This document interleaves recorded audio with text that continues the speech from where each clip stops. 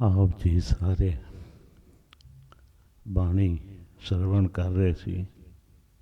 ਕਥਾ ਵਿਚਾਰ ਵੀ ਨਾਲ ਸਰਵਣ ਕੀਤਾ।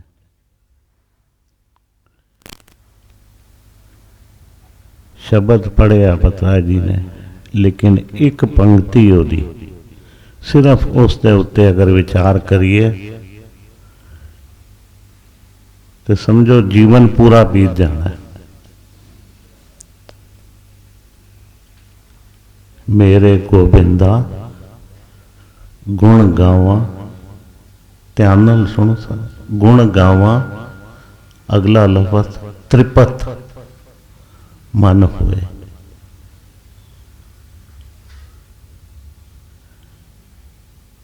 हुण अखर कितने सीमित ने, लेकिन इन्हां दे अर्थां ते अगर विचार करिए वो कितने गहरे ने।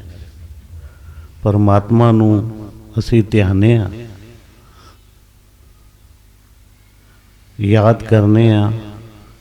बत्रा जी ने अलग अलग साखियां नाल आप जी नूं सुनाइयां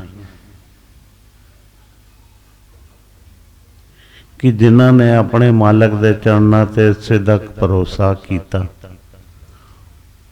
उन्हां दे गुरु महाराज ने आके काज सवारे। सदा अंग संग उन्हां दे रहा। और ये नहीं कि नहीं है, लेकिन गुरु महाराज साढ़े सदा अंग संग है, साढ़े अंदर है, लेकिन कहते ना जांच तरीका आना चाहिए। थोड़ी जी मेहनत करनी पैंदी है जीवन अंदर। जमीन थलों पानी कढ़ना होवे ते कहंदे हैंड पंप लाना पैंदा, गेड़ा देना पैंदा। गेड़ा देंदियां देंदियां ही पानी जमीन तो उत्ते आंदा है ते फिर असीं उहनूं पा सकते हैं। ते प्रभु का नाम भी इसी तरह है कि अपने अंदर साढ़े अंदर विकार इतने ज़्यादा ने,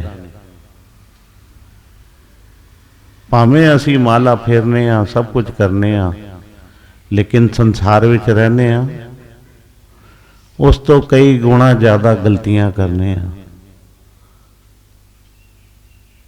माला गुरु महाराज ने अजकल तो बख्शिश की है, लेकिन अंदर झांतियां मारिए 24 घंटे अंदर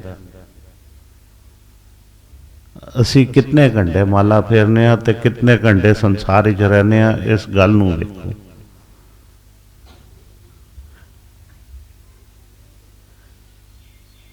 तो परसेंटेज कितनी घट है, ना दे बराबर। ते कहण दा मतलब कि बोझ साडे ते वधिया होया है। वो जिहड़ी चीज़ है अंदर होर दबी जाती पई है, होर दबी जाती है। कहने का मतलब गहराई बढ़ती जा रही है। उस गहराई नूं दूर करने वास्ते ही ये जिहड़ा नाम सिमरन है, भजन है, गुरबाणी है, ये पढ़ी जाती है कि जिहड़ी मन की मैल है ना, ये साडे अंदरों उतर जावे।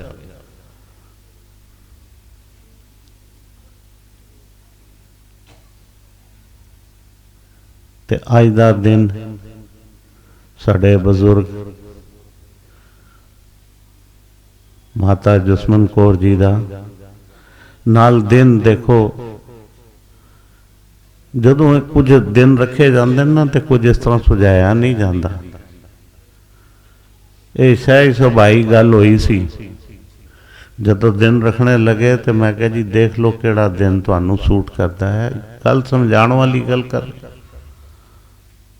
5 तरीक सूट कर दी है या 12 कर दी है, तुसी विचार कर लो बत्रा जी कोल केड़ा टाइम है।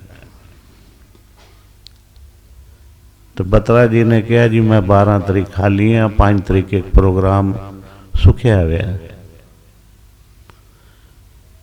तो 12 तरीक का रखा गया। तो अज के दिन की महत्ता वेखो।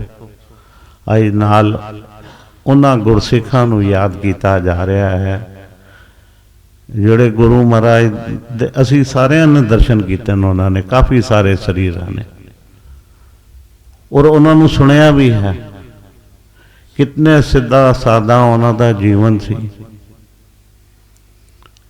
ਕਿਉਂਕਿ ਇਹ ਉਸ ਜ਼ਮਾਨੇ ਦੀਆਂ ਗੱਲਾਂ ਕਰਦੇ ਸਨ।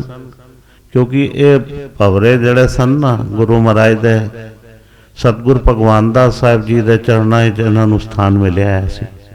ਇਹਨਾਂ ਨੇ ਉੱਥੇ ਦਰਸ਼ਨ ਕੀਤੇ, ਸੇਵਾ ਕੀਤੀਆਂ, ਤੇ ਉਹ ਆਪਣੇ ਵਕਤ ਦੀਆਂ ਜਦੋਂ ਗੱਲਾਂ ਸੁਣਾਉਂਦੇ ਸਨ, ਉਹ ਸਮਾਂ ਜੋ ਉਹਨਾਂ ਨੇ ਪਾਸ ਕੀਤਾ ਸੀ,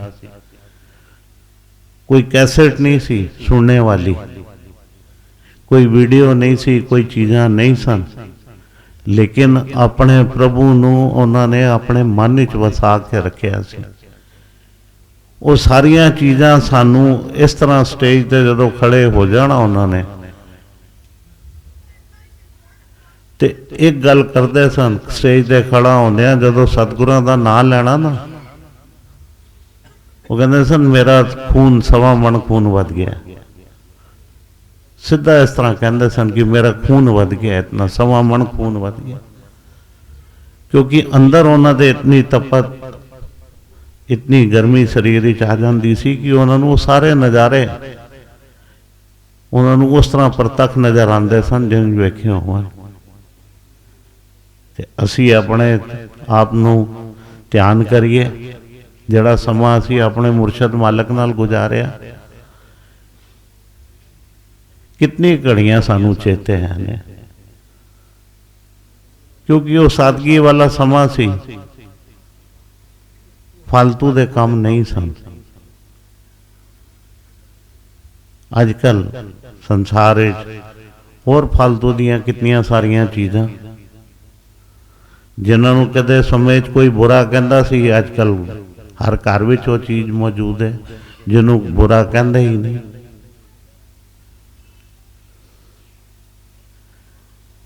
सिर्फ एक समझाने वाली गल वास्ते कर रहे हैं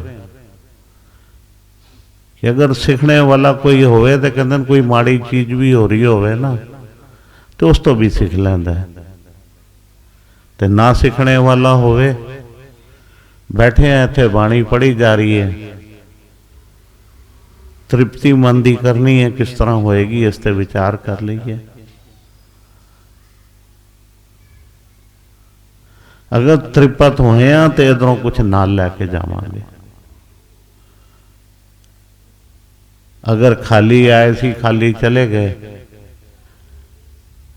लेता देता कुछ भी नहीं, सब बेकार हो गया। लेकिन ये यतन करिए कि हमेशा जो वड्डिया ने साडे सानू समझाया कि गुरु घर विच जदों आओ ना भांडा खाली लैके आओ,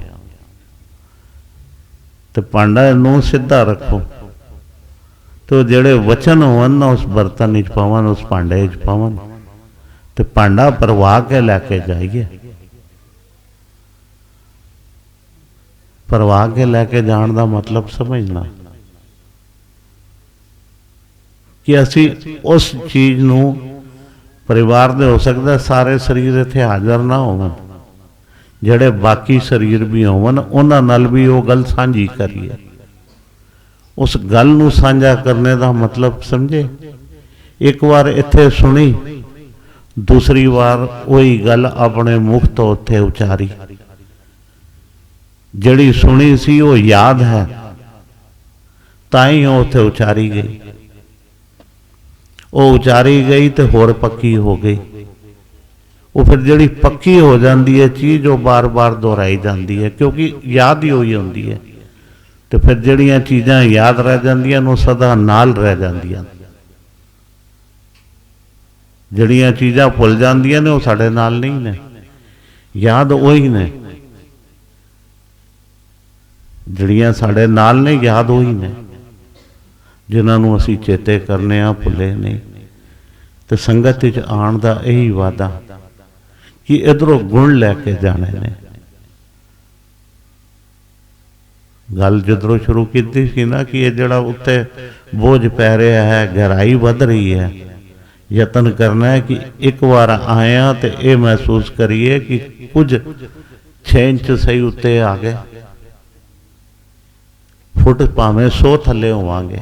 एक उदाहरण के तौर पर 6 इंच की कोई कीमत नहीं, लेकिन 6 इंच उत्ते होए जदों पता चलिया कि कुछ वजन घटिया उत्तों, तो अगली बार यतन करांगे कि फुट 2 फुट उत्ते होर आ जाइए।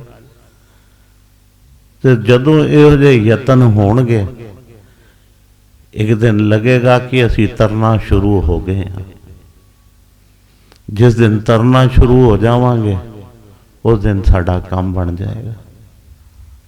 तो इत्थे गुरु के चरणों विच असी इसी वास्ते ते उन्हां लाडलियां गुरसिखां नूं याद किया जिहड़े नाम नाल जुड़े सन, भावें माता जी साडे जसवंत कौर जी आहूजा, ते भावें रामा जी नूं भी याद कर लिता अज। तो उन्हां दा भी बड़ा जीवन उच्चा ते सुच्चा, गुरु महाराज की कृपा।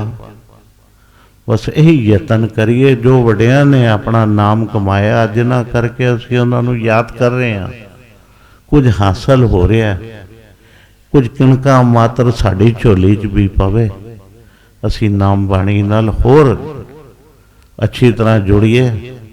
कि कहंदे ना, डुबते को तिनके का सहारा।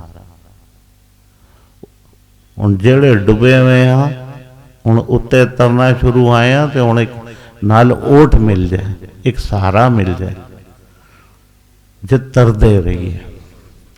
तो जीवन विच आए ही इसी वास्ते हैं कि अपने जीवन नूं सवार सकीए, सतगुरां कोलों बख्शिशां लै सकीए, अपना जीवन होर निखार सकीए। जे सतगुरां दे चरणों में बैठे हैं, क्योंकि भजन जदों मिलता है ना, तो एक गल समझाई जाती है, डरदा वो है जिस कोल भजन नहीं। डर ओनू है, वो भावें किसी उम्र च होवे, वो भावें छोटी उम्र च होवे, भावें बजुर्ग होवे, अगर भजन नहीं उहदे कोल, डर ओनू है। तो सतगुरु जी जदों कानी च नाम फूकते सन, तो की गल कहते सन कि अज तुहाडी बांह सतगुर संगते नूं फड़ाण लगे। तो उस दिन असी मालक दे हवाले हो जाते सन। तो कहने का मतलब कि साडा राखा सतगुर संगता साहब जी, सतगुर भगवान दास साहब जी। तो सानू हुण सिर्फ ते सिर्फ उन्हां नाल जुड़ना है। वो तरीका जो दसदे सन वो सारियां नूं पता है। तो उसी प्रकार वो जिहड़े जुड़े, तो फिर उन्हां दियां गारंटियां भी हो गईयां, गेट पास भी मिल गए। तो उन्होंने फिर कोई हथ नहीं ला सकता। तो डरदा कौन है? जड़ा बिना टिकट तो सफ़र कर रहा है इस दुनिया अंदर। जिस कोल भजन नहीं ना, वो बिना टिकट तो सफ़र कर रहा है। तो बिना टिकट का सफ़र करने वाला तो कहते फिर चोर होता है। फिर जिस दिन पकड़ा जाएगा जिस दिन कहते ना, गुरु महाराज ने सन तो दसिया कि मौत का डर उन्होंने नहीं, किस जिस को नाम है, जिस को नाम नहीं वो फिक्र करे। टिकट जरूर असी बनवाइए अपने, ताकि इस चीज तो बेफिक्र हो जाइए। कदों आएगी? जदों दिल करे। उस चीज की चिंता नहीं होनी चाहिए। उम्र छोटी या वड्डी कुछ नहीं होती।